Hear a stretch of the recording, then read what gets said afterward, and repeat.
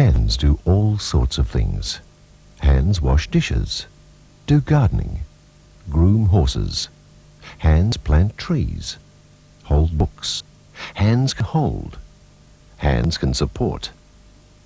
A surgeon's hands can heal. And then there are Reiki hands. This is the story of ancient healing art, the Usui system of natural healing called Reiki. The history of Reiki has been handed down over the years through word of mouth by teachers of Reiki to the students. The story commences in the mid-19th century in Kyoto, Japan. Dr. Mikao Usui, a Christian minister and the head of a small university, was discussing with some senior students the biblical accounts of healing miracles performed by Jesus Christ. Dr. Usui was asked if he himself could demonstrate a healing such as Jesus had accomplished. His inability to satisfy this request led to his decision to resign his post and travel, searching for the secret of healing by laying on of hands. Unable to find an answer from Christian sources, Usui decided to study Buddhism, knowing that Buddha had performed healing miracles by laying on of hands. After searching and studying for some 7 years, Dr. Usui found ancient Sanskrit manuscripts, which described in a formula and a series of symbols the secret of healing which he sought. Having the knowledge but not yet the empowerment to heal, he decided to go into meditation on a sacred mountain near Kyoto. After 21 days of deep meditation and prayer, he experienced a state of enlightenment and received the power to heal. Dr. Mikao Usui had finally found what he was searching for, the power to heal by laying on of hands. He called it Reiki, which means universal life energy. Dr. Usui devoted the remainder of his life to healing the sick and to teaching others how to heal. One of his students was Dr. Chujiro Hayashi, a retired naval officer who around 1920, when Dr. Usui's life was drawing to a close, became his successor as the Grand Master of Reiki.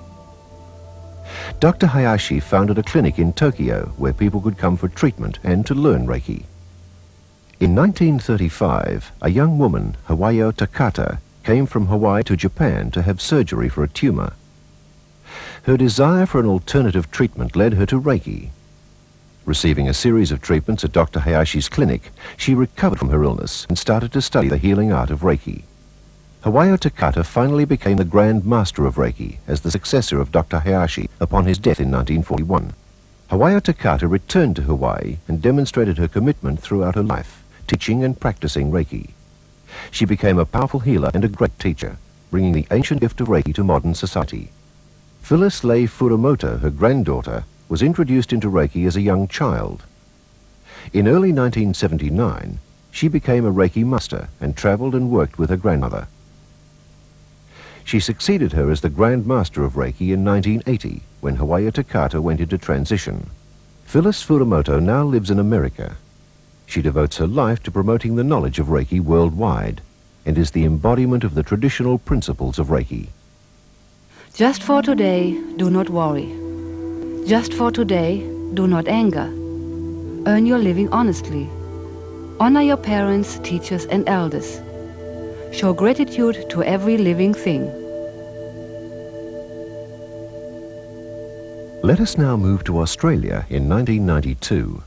We are entering the Reiki Hideaway Retreat, which is situated about 10 miles south of Ballarat in Victoria, and is a teaching centre and meeting place for people interested in Reiki. The centre is run by Reiki Master Claudia Hocketh. Welcome to the Reiki Hideaway Retreat. I'm Claudia and I'd like to share with you how Reiki came into my life. I was always interested in people and therefore studied psychology and educational science at the university in Hamburg. After 7 years I finished with my master's degree in psychology in 1977. I then studied naturopathy, hoping that by focusing more on the physical aspect of people, this would give me an even deeper understanding of human nature. I enjoyed learning about alternative modalities and I passed my final exams in naturopathy in 1981. At that time a good friend of mine told me about Reiki, the channeling of universal life energy through laying on of hands. Having an academic background, I found this difficult to accept, and I didn't believe it. However, without having ever received a Reiki treatment, I found myself one day attending a Reiki first degree workshop. This was the commencement of my spiritual path with Reiki, which is the major commitment of my life since. I certainly have found my missing link. Orthodox healing modalities are sometimes limited. They mainly work on the physical, emotional and mental level. The spiritual level is often absent. Through Reiki I found the dimension I was looking for, the spiritual level of healing. After completing the second degree and further training in Canada and America, I was initiated as a Reiki master by Grandmaster Phyllis Lei Furumoto on the 14th of February in 1985. Soon after this important event, I founded together with Peter the first Reiki center in Hamburg, Germany. He will share his story later. In 1986 I arrived in Australia and went straight to Ballarat.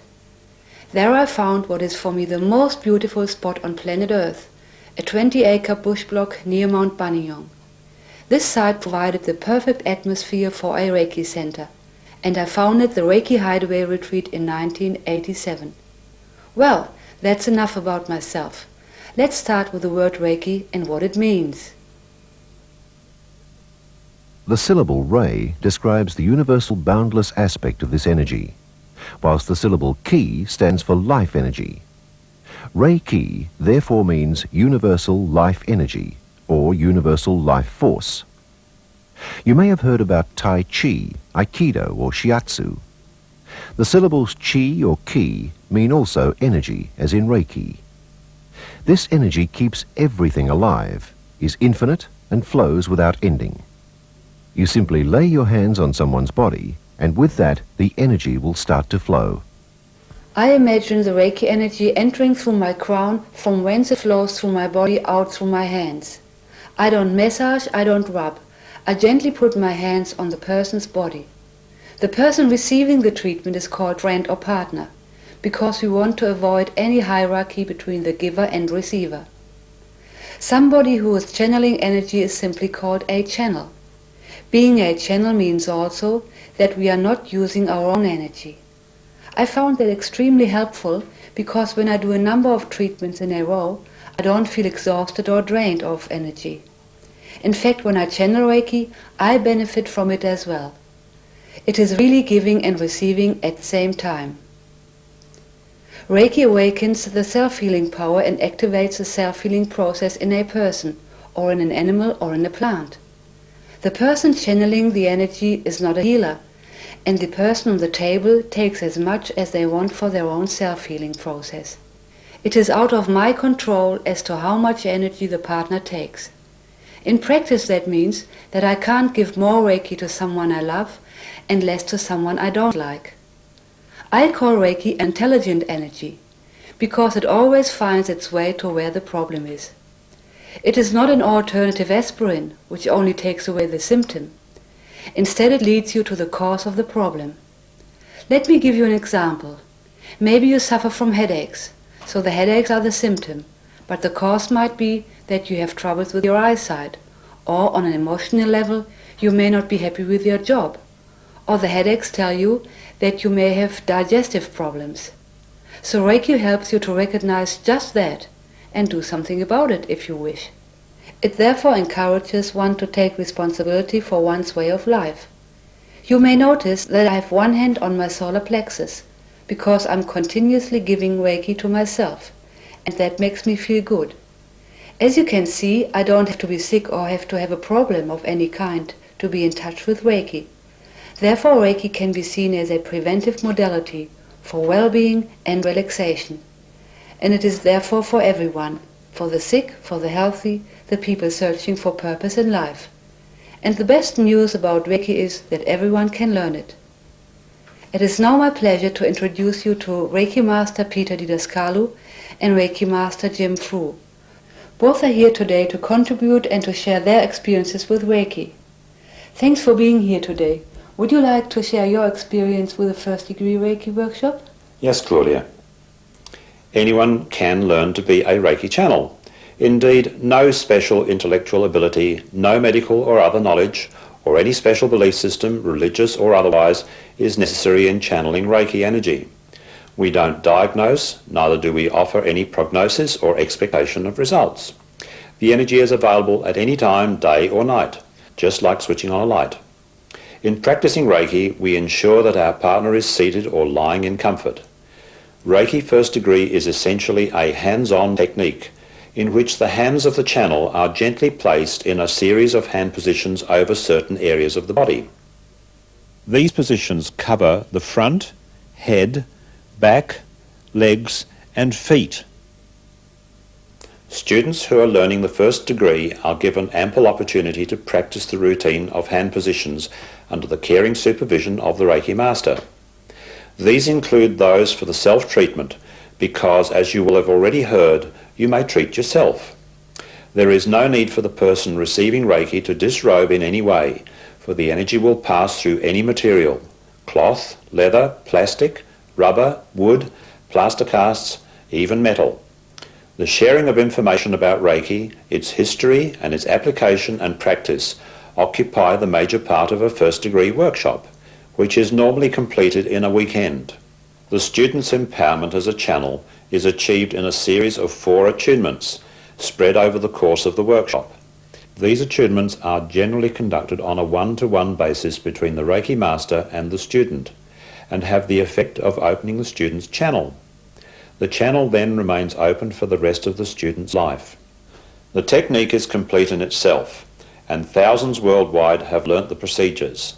Many orthodox health professionals, including medical doctors, nurses, psychologists, masseurs, etc., have incorporated Reiki into their range of modalities because of its ability to enhance the techniques that they practice. And interestingly enough, there are now Reiki Masters offering Reiki workshops in prisons, for example in Pentridge Prison in Melbourne. After using Reiki First Degree in their lives for a time, some students feel drawn to work with this energy at a deeper level. But that is another story, which I will ask my friend Peter to share with you. Yes, thank you, Jim. In Japanese, the second degree is called Okuden, and that means the further inner exploration of ourselves. This describes what happens to a student when they decide to do a second degree class. The second degree provides an opportunity to become more aware and gain more consciousness at a higher level. On the practical side, the student learns 3 techniques. These are the boosting of the energy, the mental healing and the absent healing. These techniques are a kind of advanced use of Reiki. The second degree is for those students who want to go further, who want to increase their contact with the energy. The first technique the student learns is a way to increase, to amplify the energy. With the second technique, we work with the subconscious mind. On this level, our inner knowledge, our wisdom, and our ability to create and direct the path of our life is well situated. Working on this level with the loving and divine energy of Reiki in the form of the mental treatment is very powerful. The third and last technique is the absent healing, and for many students this is the most exciting part of the second degree. With this technique you are able to send Reiki to a person or a situation no matter how far away they are. You certainly work beyond the limits of distance and time when you do a Reiki absent healing. As with the first degree, you can use these techniques on yourself as well. The second degree is usually taught over a weekend. Receiving another attunement, the participant gets attuned to symbols, which are traditionally passed on from the Reiki master to their student. These symbols are keys which manifest or unlock the energy which is needed to work with the different techniques of the second degree. Furthermore, the attunement provides the students with a stronger flow of energy. They gain more access to Reiki. I have briefly outlined the 3 techniques used in the second degree. Let's look at the absent healing technique more closely. In addition to work with an individual, it can be used on a global scale, such as to support Reiki Outreach International. Claudia, you are the Australian coordinator of Reiki Outreach International. Would you give us some ideas of what it is all about? Reiki Outreach International, yes, I think the name speaks for itself. Reiki reaches out on an international level. In 1990, Reiki Master Mary McFadyen, living in Los Angeles, California, had the idea to facilitate healing on a societal and planetary level. To make this vision real, she founded Reiki Outreach International, a non-profit organization based upon the ideal of selfless service. It is open to all Reiki practitioners of any degree, background or lineage. The headquarters of Reiki Outreach International is in California, and there are centers in different countries of Europe. The Reiki Hideaway Retreat is the center for the Southern Hemisphere. At this point in time, there are altogether more than 1,000 participants around the world. And this joint effort of sending Reiki offers a unique opportunity for a tremendous force of light and healing in human and planetary development.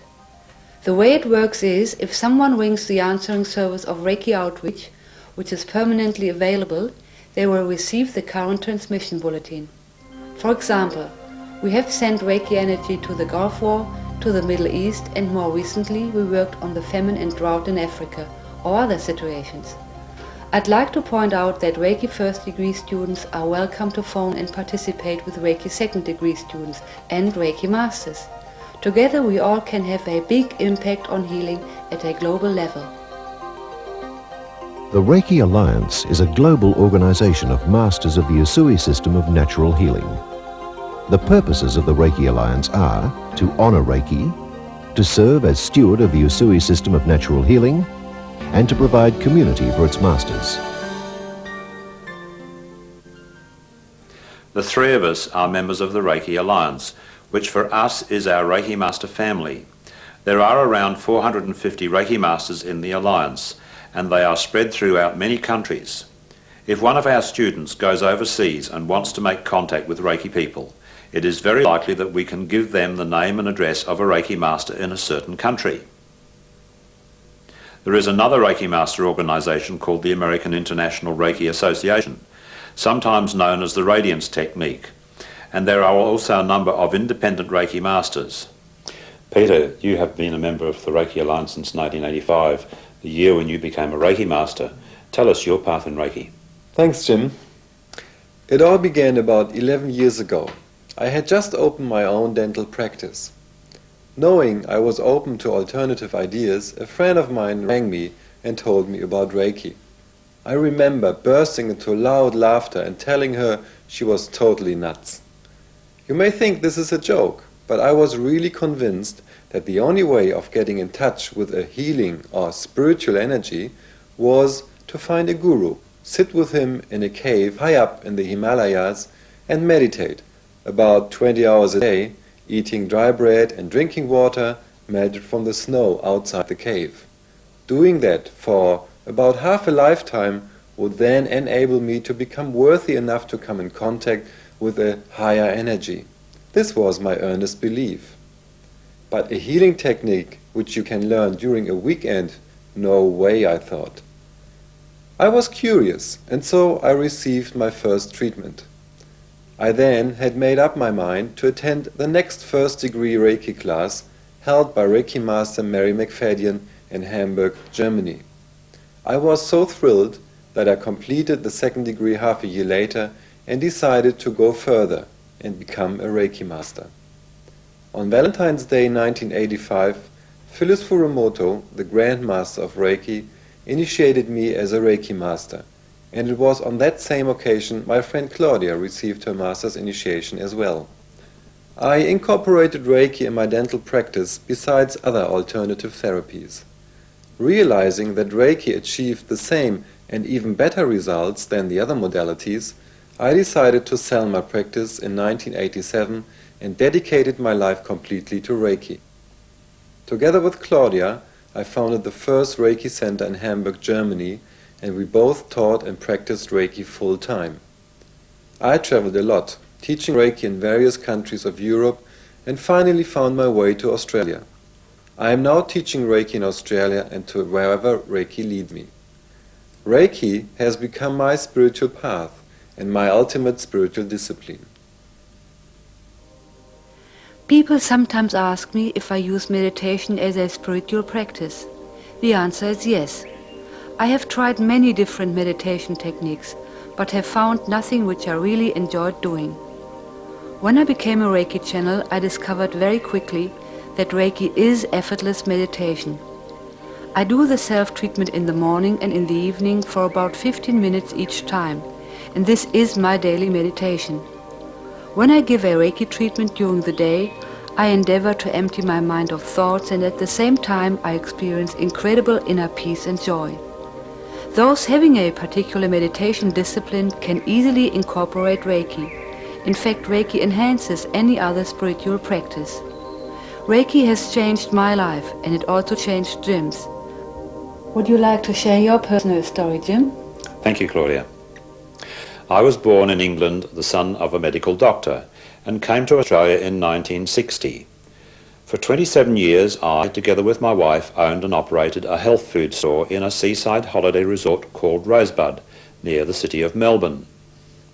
During these years, I became increasingly interested in the holistic approach to health.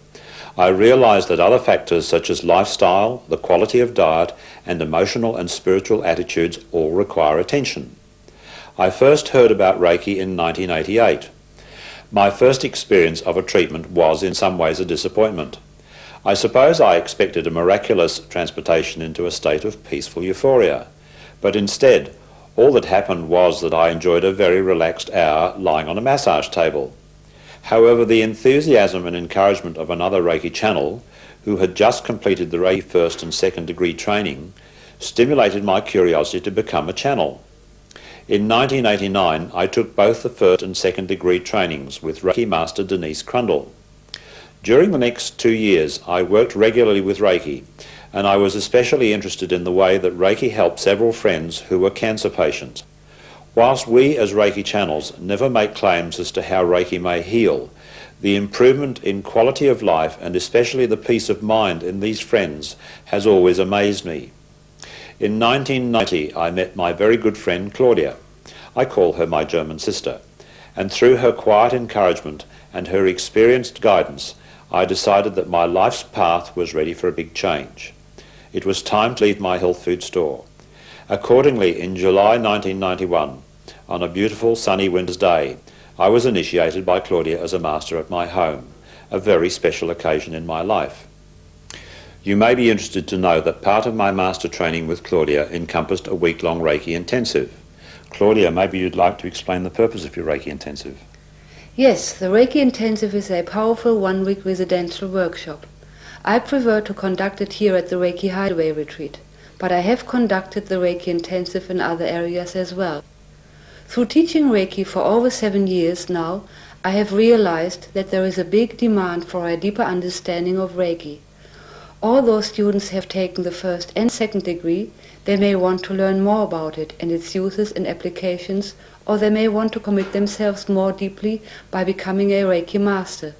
The intensive helps students to clarify their relationship with Reiki, with others and with themselves. Students who see themselves as Reiki practitioners can obtain many benefits from it as well, while some students do the Reiki Intensive because they just want to spend 1 week with Reiki people. We work with meditation, guided visualization, Reiki chakra balancing, dreams, the book A Course in Miracles, bodywork, nature, and a number of techniques to integrate Reiki into our daily life. It can be a real adventure, but I can't say more about it, otherwise the surprise would be gone. You would not want to know the full story of an exciting movie, would you?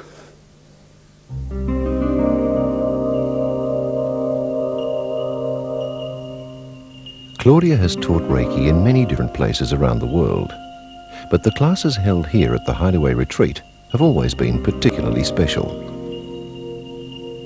With the opportunity for many of the class participants to stay together overnight, a great degree of positive energy can be created amongst them. This in itself can be an additional treat.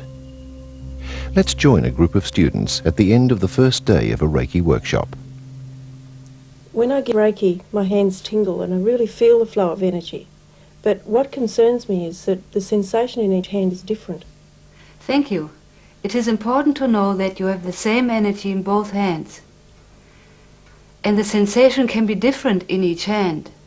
When I give Reiki, I don't feel any sensation. Is that normal? Whether you experience any sensation or not, it does not matter. Regardless of the sensation, the energy still flows. Claudia, can I give Reiki during pregnancy? Yes, Reiki is a wonderful tool during pregnancy and also during labor. Giving Reiki to a pregnant woman means that you give Reiki to the mother and the unborn baby.